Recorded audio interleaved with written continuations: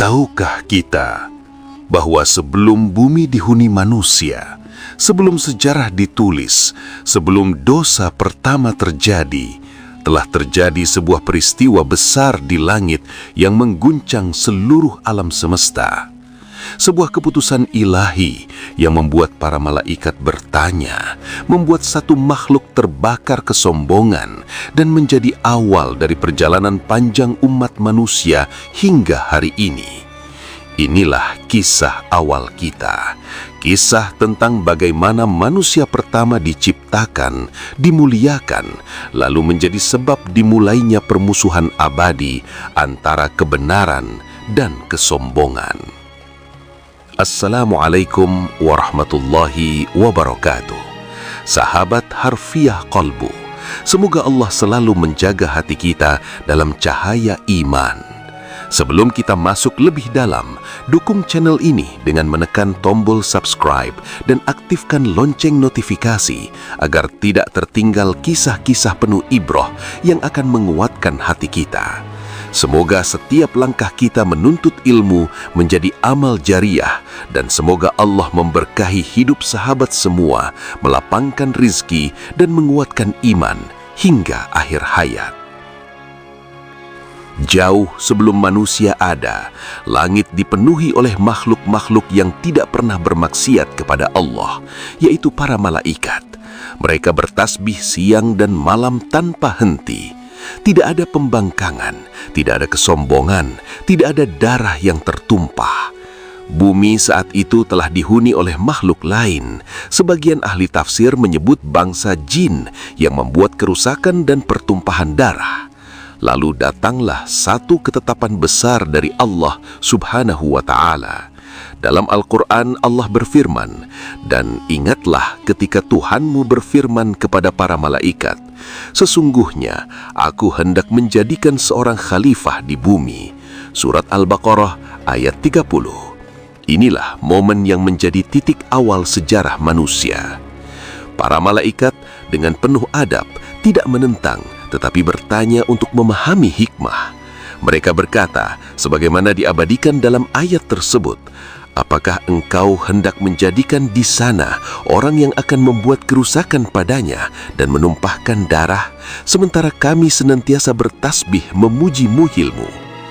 Pertanyaan itu bukan bentuk pembangkangan, melainkan permohonan penjelasan. Dan Allah menjawab dengan kalimat yang penuh rahasia, "Sesungguhnya aku mengetahui apa yang tidak kamu ketahui." Jawaban ini menjadi isyarat bahwa di balik penciptaan manusia ada hikmah besar yang melampaui pemahaman makhluk. Kemudian Allah menciptakan Adam alaihi salam dari tanah. Dalam banyak ayat disebutkan bahwa manusia diciptakan dari turab, tin, dan salsal, tanah kering seperti tembikar. Proses penciptaan ini menunjukkan bahwa asal-usul manusia adalah sesuatu yang sederhana, bahkan hina menurut ukuran dunia. Tidak dari cahaya seperti malaikat, tidak dari api seperti jin, tetapi dari tanah yang diinjak-injak. Namun justru dari bahan yang sederhana itulah Allah membentuk makhluk yang kelak akan menjadi khalifah di bumi. Rasulullah SAW bersabda, "Sesungguhnya Allah menciptakan Adam dari segenggam tanah yang diambil dari seluruh permukaan bumi." Hadis riwayat Abu Daud dan Tirmidzi. Maka tidak heran jika keturunan Adam memiliki beragam warna kulit, karakter, dan sifat sesuai dengan unsur tanah yang berbeda-beda. Tubuh Adam dibentuk dengan sempurna oleh Allah. Ia diciptakan langsung oleh tangannya sebagai bentuk pemuliaan. Ketika bentuknya telah sempurna, Allah meniupkan ruh ke dalamnya. Dalam Al-Quran, Allah berfirman, "Kemudian aku tiupkan kepadanya ruhku, maka tunduklah kamu kepadanya dengan bersujud." Surah Sad ayat 72. Saat ruh itu masuk, Adam mulai hidup. Ia bersin, lalu mengucapkan Alhamdulillah. Dan Allah menjawabnya dengan rahmatnya, sebagaimana disebutkan dalam beberapa riwayat. Inilah manusia pertama. makhluk yang memiliki jasad dari tanah dan ruh yang Allah tiupkan, menggabungkan unsur bumi dan unsur langit dalam satu diri. Kemudian Allah mengajarkan kepada Adam nama-nama segala sesuatu. Dan Dia mengajarkan kepada Adam nama-nama benda-benda seluruhnya. Surah Al-Baqarah ayat 31.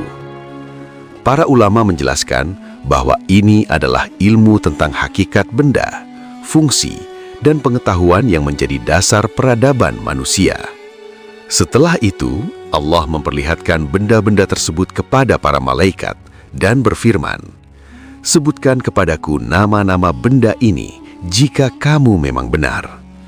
Para malaikat menjawab dengan penuh ketundukan, "Maha suci Engkau, tidak ada yang kami ketahui selain apa yang Engkau ajarkan kepada kami." Disinilah tampak kemuliaan manusia bukan karena asal penciptaannya, tetapi karena ilmu yang Allah karuniakan kepadanya. Setelah itu, datanglah perintah yang menggetarkan langit. Allah memerintahkan para malaikat untuk bersujud kepada Adam sebagai bentuk penghormatan, bukan ibadah.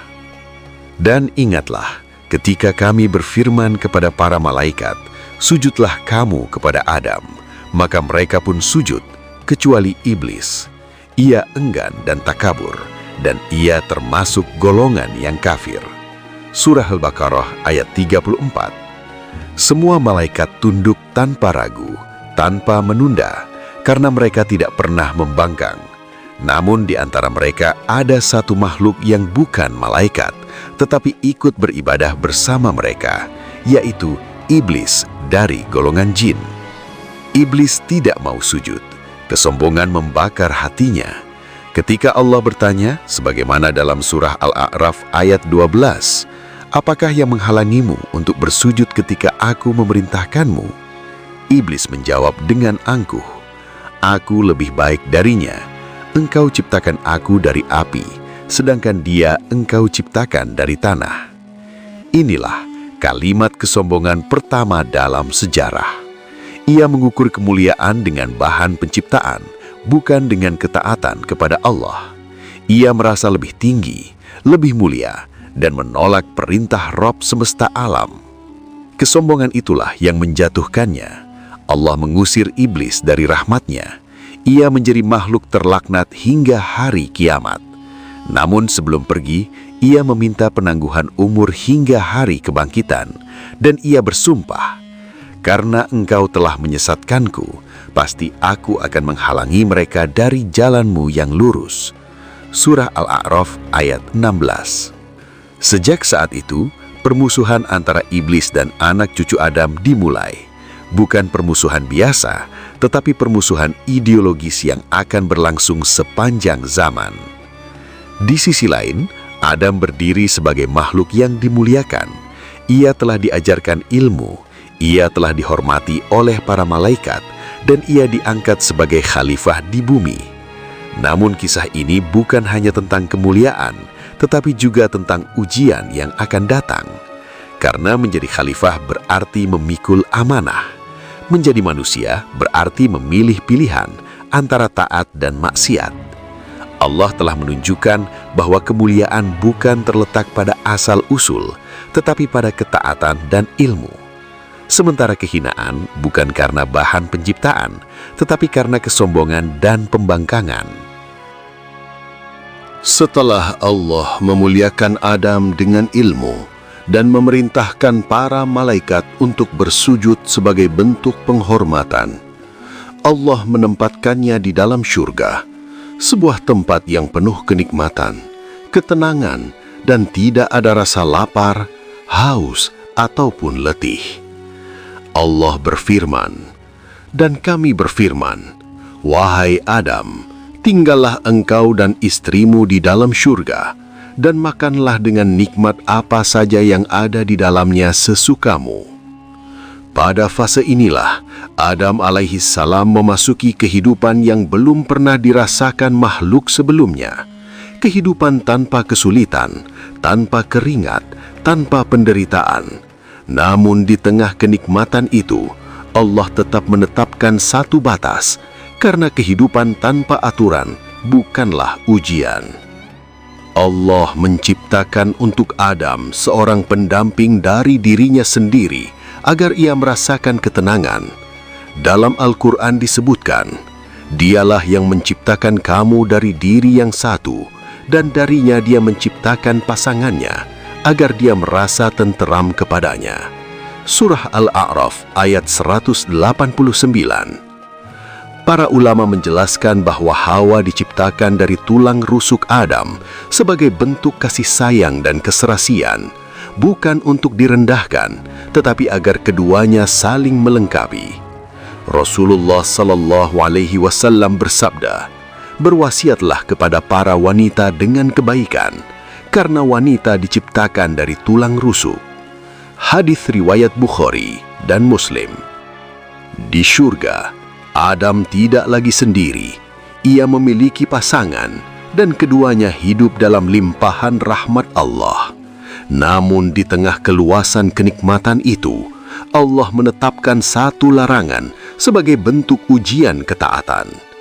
Allah berfirman, "Dan janganlah kamu dekati pohon ini yang menyebabkan kamu termasuk orang-orang yang zalim." Surah Al-Baqarah ayat 35. Perhatikan, larangan itu bukan sekadar jangan makan, tetapi jangan dekati. Ini menunjukkan bahwa Allah mengajarkan kepada manusia untuk tidak mendekati sebab-sebab kemaksiatan. Pintu maksiat seringkali dibuka dari kedekatan, dari rasa penasaran, dari langkah kecil yang dianggap remeh. Disinilah hakikat ujian dimulai. Syurga penuh dengan segala kenikmatan dan hanya satu pohon yang dilarang, tetapi justru satu larangan itulah yang menjadi titik ujian. Iblis yang telah bersumpah akan menyesatkan Adam tidak tinggal diam. Ia tidak bisa lagi berada dalam kemuliaan seperti sebelumnya, namun kebenciannya tidak padam.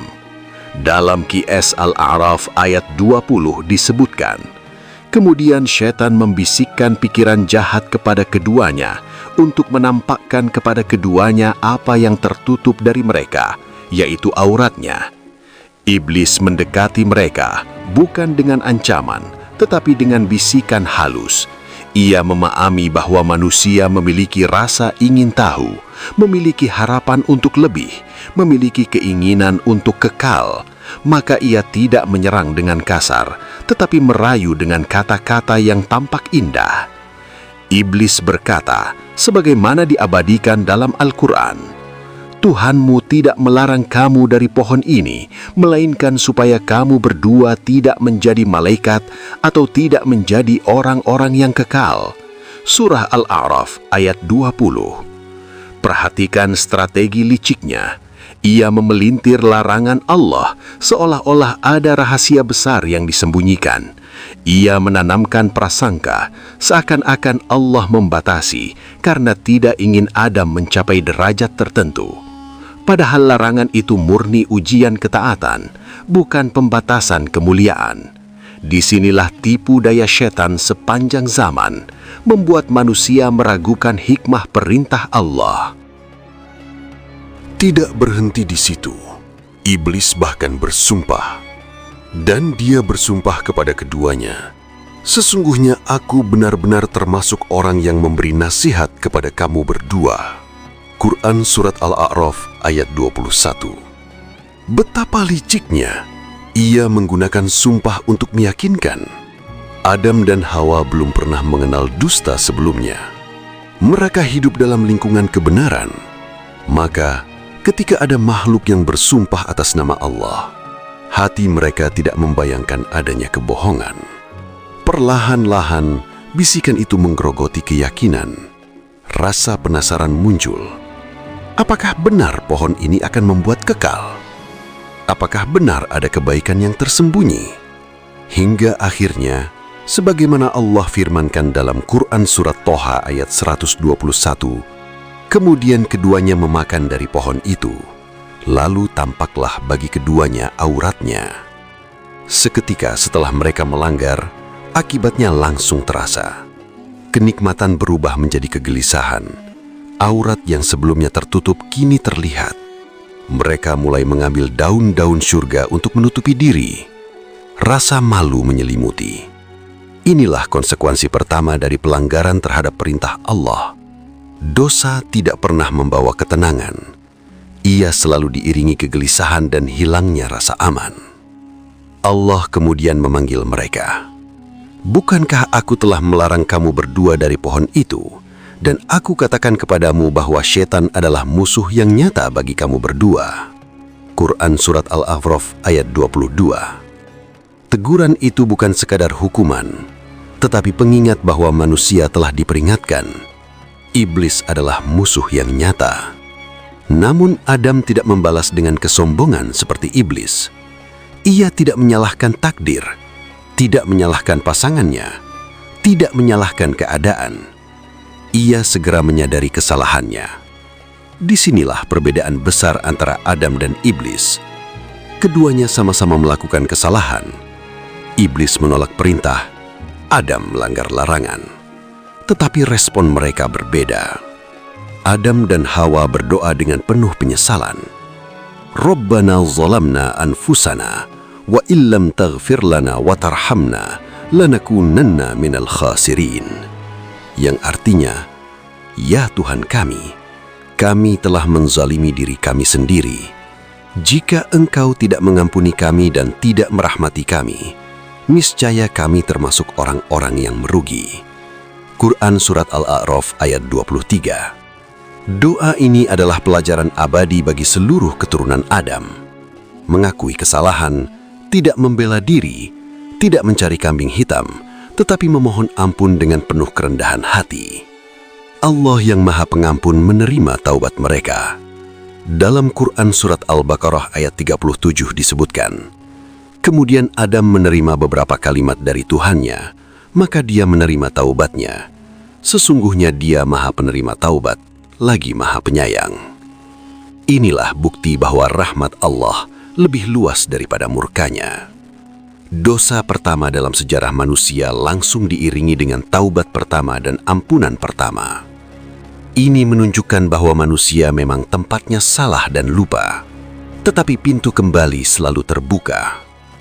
Namun meskipun taubat diterima, konsekuensi tetap berjalan. Syurga bukan lagi tempat tinggal mereka.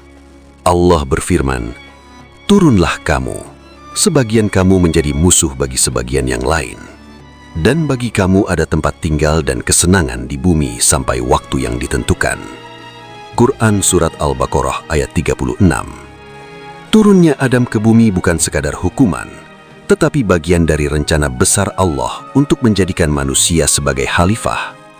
Ujian yang pertama di surga menjadi pembuka perjalanan panjang di bumi, tempat manusia akan menghadapi godaan, perjuangan, dan pilihan antara ketaatan dan kemaksiatan.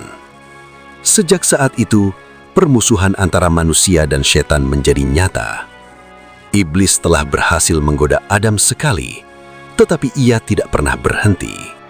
Dan manusia pun memulai babak baru kehidupannya, membawa pelajaran mahal dari surga, bahwa ketaatan adalah keselamatan, bahwa larangan Allah selalu mengandung hikmah, dan kesombongan menghancurkan, sedangkan taubat menyelamatkan. Setelah taubat Adam dan Hawa diterima, Allah menetapkan keputusannya yang tidak bisa ditolak. Turunlah kamu, sebagian kamu menjadi musuh bagi sebagian yang lain. Dan bagi kamu ada tempat tinggal dan kesenangan di bumi sampai waktu yang ditentukan. Dengan turunnya Adam ke bumi, dimulailah babak baru sejarah manusia. Jika di surga mereka hidup tanpa rasa lapar dan lelah, maka di bumi mereka harus belajar bertahan hidup.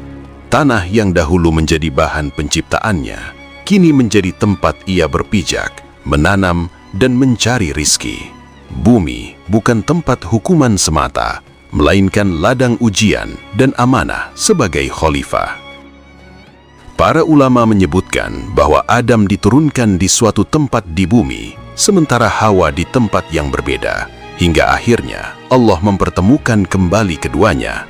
Pertemuan itu bukan sekedar pertemuan suami istri, tetapi simbol bahwa kehidupan manusia dibangun atas kerjasama, kesabaran, dan perjuangan. Tidak ada lagi kenikmatan instan seperti di surga. Adam harus bercocok tanam, bekerja dengan tangannya sendiri, merasakan panas dan dingin, serta menghadapi rasa lelah. Rasulullah Shallallahu Alaihi Wasallam bersabda, "Tidaklah seseorang memakan makanan yang lebih baik daripada makanan yang dihasilkan dari kerja tangannya sendiri." Hadis riwayat Bukhari. Inilah sunatullah kehidupan di bumi, bahwa kemuliaan diraih dengan usaha. Allah tidak membiarkan Adam tanpa petunjuk. Dalam Quran Surat Toha ayat 123, Allah berfirman, "Kemudian jika datang kepadamu petunjuk dariku, maka barang siapa mengikuti petunjukku, dia tidak akan sesat dan tidak akan celaka." Ayat ini menegaskan bahwa sejak awal kehidupan di bumi, manusia sudah dibekali bimbingan wahyu.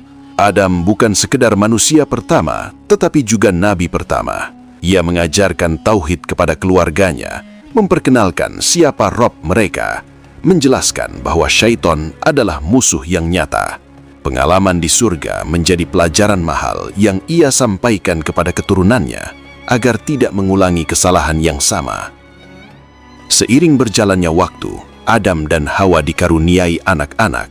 Dalam riwayat disebutkan bahwa setiap kelahiran, Hawa melahirkan sepasang anak laki-laki dan perempuan, dan mereka diperintahkan untuk menikah silang, bukan dengan saudara kembar sendiri, karena saat itu belum ada manusia lain. Dari sinilah populasi manusia mulai berkembang. Rumah tangga pertama di bumi menjadi sekolah pertama bagi umat manusia. Adam mendidik anak-anaknya dengan wahyu yang ia terima, menanamkan tauhid dan ketaatan, serta memperingatkan tentang bahaya hasad dan tipu daya syaitan. Namun ujian di bumi tidak kalah berat dibanding ujian di surga. Di antara anak-anak Adam terdapat dua putra yang kelak namanya dikenal dalam sejarah, Qabil dan Habil. Keduanya tumbuh dalam didikan yang sama, namun memiliki karakter yang berbeda. Habil lebih lembut dan taat, sementara Qabil memiliki kecenderungan keras dan mudah berbakar emosi. Ketika tiba waktu untuk menikah sesuai ketentuan yang Allah wahyukan kepada Adam, Qabil merasa tidak puas dengan ketentuan tersebut. Rasa iri mulai tumbuh di dalam hatinya. Syaitan yang telah bersumpah menyesatkan keturunan Adam melihat celah ini sebagai peluang. Untuk menyelesaikan perselisihan, Adam memerintahkan keduanya untuk mempersembahkan kurban kepada Allah. Siapa yang kurbannya diterima, maka dialah yang berada di pihak yang benar. Dalam QS Al-Ma'idah ayat 27, Allah mengabadikan peristiwa ini. "Ceritakanlah kepada mereka kisah dua putra Adam dengan sebenarnya. Ketika keduanya mempersembahkan kurban, maka diterima dari salah seorang dari mereka berdua dan tidak diterima dari yang lain. Habil mempersembahkan hewan ternak terbaiknya dengan penuh keikhlasan, sementara Qabil hanya memberikan hasil pertanian yang buruk dan tidak sepenuh hati. Allah menerima kurban Habil karena ketakwaannya, sementara kurban Qabil ditolak. Penolakan itu menyulit api iri hati yang selama ini terpendam dalam diri Qabil. Ia berkata kepada saudaranya dengan penuh amarah, "Aku pasti membunuhmu." Ancaman ini bukan sekedar kata-kata, tetapi lahir dari hati yang dikuasai hasad. Habil menjawab dengan ketenangan yang menunjukkan ketakwaannya. Sesungguhnya Allah hanya menerima dari orang-orang yang bertakwa. QS Al-Ma'idah ayat 27. Ia tidak membalas ancaman dengan ancaman. Bahkan ia berkata, "Sungguh, jika engkau menggerakkan tanganmu kepadaku untuk membunuhku, aku tidak akan menggerakkan tanganku kepadamu untuk membunuhmu. Sesungguhnya, aku takut kepada Allah, Tuhan seluruh alam." QS Al-Ma'idah ayat 28. Namun ketika hati telah gelap oleh dengki, nasihat seringkali tidak lagi didengar. Allah berfirman, maka hawa nafsunya mendorongnya untuk membunuh saudaranya, lalu dia pun membunuhnya, maka jadilah dia termasuk orang-orang yang merugi. QS Al-Ma'idah ayat 30. Inilah pembunuhan pertama dalam sejarah manusia. Darah pertama yang tertumpah di bumi adalah darah saudara sendiri. Setan yang dahulu berhasil menggoda Adam, kini berhasil menanamkan benih kebencian di antara anak cucunya. Peristiwa ini menjadi bukti bahwa permusuhan setan tidak pernah berhenti.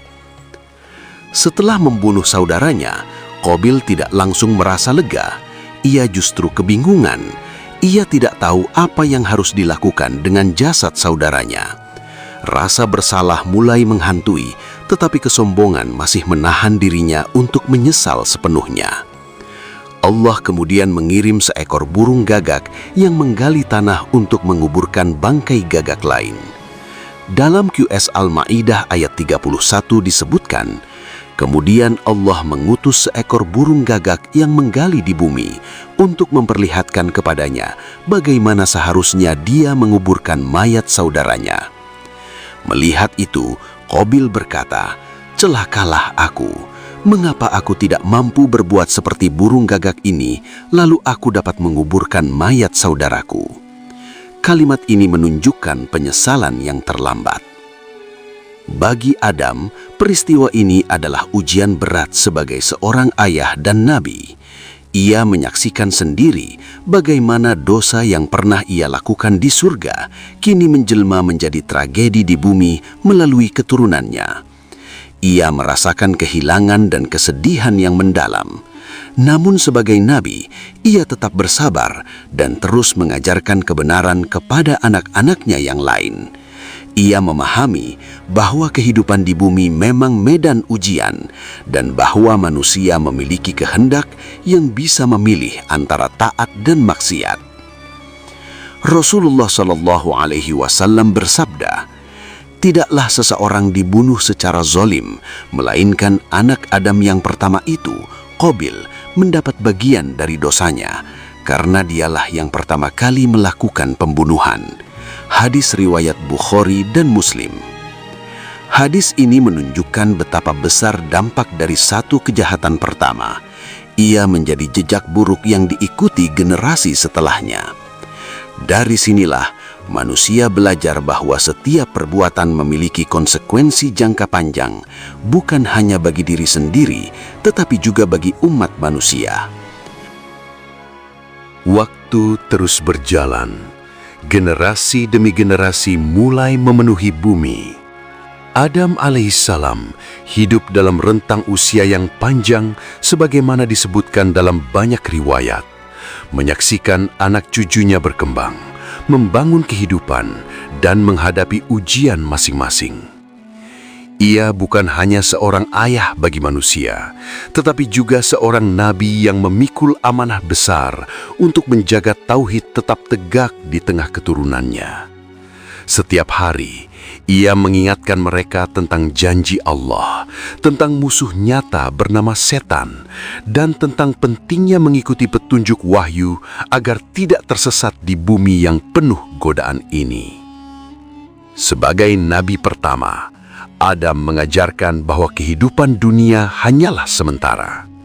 Ia sendiri telah merasakan dua alam, surga yang penuh kenikmatan dan bumi yang penuh perjuangan.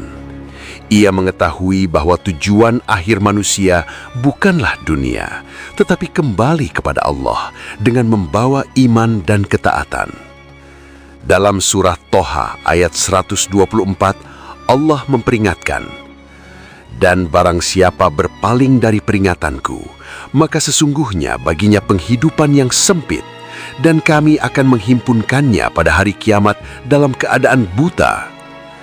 Ayat ini menjadi bagian dari pengajaran Adam kepada keturunannya, agar mereka tidak mengulangi kesalahan yang sama, tidak tergoda oleh bisikan yang menjauhkan dari kebenaran. Dalam sebuah riwayat yang disebutkan oleh para ulama tafsir, ketika Allah menciptakan Adam dan memperlihatkan kepadanya keturunannya, Adam melihat di antara mereka seorang yang wajahnya bercahaya. Adam bertanya, "Ya Rob, siapa ini?" Allah menjawab bahwa itu adalah Daud, seorang nabi dari keturunannya yang akan hidup di akhir zaman dengan usia 60 tahun. Adam merasa kagum dan berkata, "Ya Rob, tambahkanlah usianya." Allah berfirman bahwa umur Daud telah ditetapkan 60 tahun. Maka Adam berkata, "Aku hibahkan 40 tahun dari umurku untuknya." Maka ditetapkanlah umur Adam 1000 tahun dan Daud 100 tahun. Riwayat ini menunjukkan sifat kasih seorang ayah terhadap keturunannya, bahkan kepada generasi yang belum ia temui. Namun, ketika malaikat maut datang menjemput Adam di akhir usianya, ia seakan lupa akan hibah tersebut, sebagaimana disebutkan dalam hadis riwayat Tirmidzi. Dan inilah sifat manusia, ia bisa lupa. Rasulullah Shallallahu Alaihi Wasallam bersabda, "Adam lupa, maka lupa pula keturunannya. Adam berbuat salah, maka berbuat salah pula keturunannya." Hadis ini bukan untuk merendahkan manusia, tetapi menjelaskan tabiatnya yang lemah dan membutuhkan petunjuk. Hari-hari terakhir kehidupan Adam semakin mendekat. Tubuhnya yang dahulu tegap mulai melemah. Usianya yang panjang tidak menjadikannya abadi. Ia telah menyaksikan suka dan duka, kelahiran dan kematian, ketaatan dan pembongkangan. Ia pernah merasakan kehormatan ketika para malaikat bersujud kepadanya, dan pernah merasakan penyesalan ketika melanggar larangan Allah. Semua pengalaman itu menjadikannya seorang nabi yang matang dalam hikmah. Ia mengumpulkan anak cucunya, memberikan wasiat agar mereka tetap berpegang teguh pada tauhid, tidak menyekutukan Allah, dan tidak mengikuti langkah-langkah setan. Ia mengingatkan bahwa bumi hanyalah tempat tinggal sementara, sebagaimana firman Allah, "Dan bagi kamu ada tempat tinggal dan kesenangan di bumi sampai waktu yang ditentukan." Surat Al-Baqarah ayat 36. Ketika saatnya tiba, malaikat maut datang atas perintah Allah. Tidak ada satu jiwa pun yang dapat menolak ketetapan ini. Allah berfirman, "Tiap-tiap yang bernyawa akan merasakan mati." Quran Surat Ali Imran ayat 185. Adam, manusia pertama, kini menghadapi kenyataan yang akan dialami seluruh keturunannya. Dalam riwayat disebutkan bahwa para malaikat turun membawa kain kafan dan wewangian dari surga untuk memuliakannya. Anak-anaknya melihat dengan cemas, menyadari bahwa ayah mereka yang selama ini menjadi sumber ilmu dan bimbingan akan segera meninggalkan dunia. Suasana haru menyelimuti keluarga pertama di bumi. Adam memandang anak cucunya dengan penuh kasih. Ia mengetahui bahwa setelah dirinya wafat, perjuangan mereka di bumi akan terus berlanjut. Ujian tidak akan berhenti. Setan tidak akan berhenti menggoda. Namun ia juga yakin bahwa Allah tidak akan meninggalkan hambanya tanpa petunjuk. Dari keturunannya kelak akan lahir para nabi dan rasul yang membawa cahaya kebenaran. Keyakinan ini menenangkan hatinya.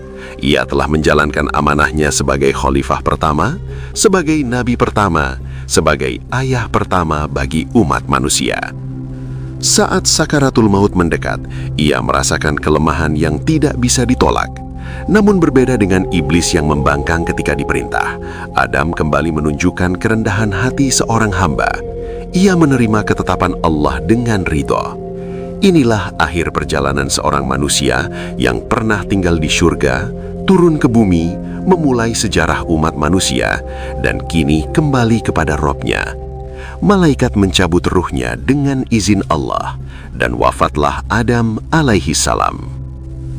Dalam sebagian athar disebutkan bahwa para malaikat mengajarkan kepada anak-anak Adam cara memandikan, mengkafani, dan menguburkan jenazah ayah mereka sebagai tuntunan pertama dalam syariat pengurusan jenazah.